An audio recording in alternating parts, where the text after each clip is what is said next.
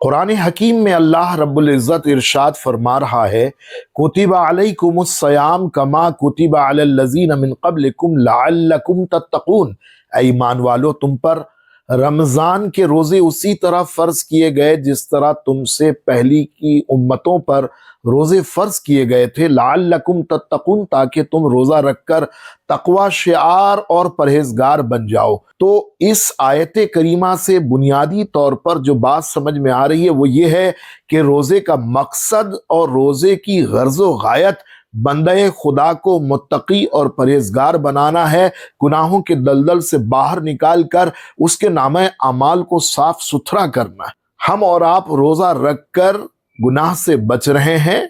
نیک کام کی طرف رغبت کر رہے ہیں، اور ہماری صبح و شام اور دن اور رات روزہ، نماز، تراویح، تلاوت، ذکر، اذکار، دعا اور مناجات اور کارہائے خیر میں گزر رہے ہیں، تو گویا ہم نے روزے کے مقصد کو پا لیا ہے۔ اور اللہ نہ کرے اگر ہم روزہ سے تو ہیں لیکن ہم نماز کی پابندی نہیں کر رہے، ہم تلاوت کا اہتمام نہیں کر رہے، ہم گانے باجے کو نہیں چھوڑ پا رہے ہیں، ہم فلم اور ڈراموں کو نہیں چھوڑ پا رہے ہیں، ہم غیر ضروری مشغولیات کو ترک نہیں کر پا رہے، حتیٰ کہ گالی گلوچ اور چغلی، غیبت، بغض اور اناد اور حسد اور کینہ جیسی بیماریوں میں مبتلا ہو کر ہم اپنے اوقات کو گزار رہے ہیں۔ تو ایسے لوگوں کو قرآن حکیم کی اس آیت مبارکہ سے سبق لینے کی ضرورت ہے کہ روزے کا مقصد تقوی، پرہیزگاری اور گناہ کے دلدل سے بندے کو باہر نکال کر صاف ستھرا کرنا ہے۔ تو جس کا روزہ اسے گناہوں سے بچا رہا ہے